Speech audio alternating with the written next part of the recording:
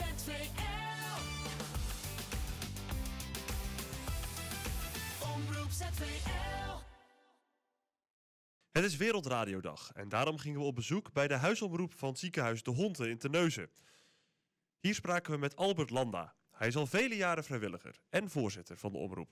Nou, ik zag een advertentie staan dat ze hier een programmaleider zochten voor de stichting Radio De Honte.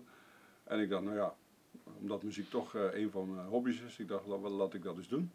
En dat heb ik dus inderdaad gedaan en we hebben dus met deze groep ben ik dan begonnen in 2010. En ja, in Lieverlee is dat allemaal een beetje uitgegroeid en er is een andere programmaleider gekomen en ik ben voorzitter geworden. En ik denk dat het voor de meeste mensen een plezier, ja, een soort hobby is om te zeggen van nou, dit is mijn muzieksmaak en die wil ik laten horen aan de mensen die het willen horen. Dat is wel zo'n beetje de insteek, denk ik. Ja. Ik ben echt een Rammstein-fan. En ja, blues, rock, folk, ook singer-songwriter. Ik vind het allemaal geweldig. Iets minder van de Nederlandse muziek, maar die is tegenwoordig ook heel leuk.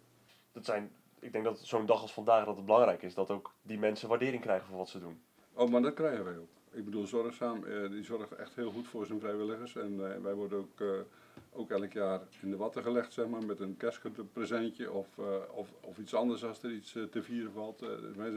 Wij worden echt goed behandeld. ZVL. Omroep ZVL.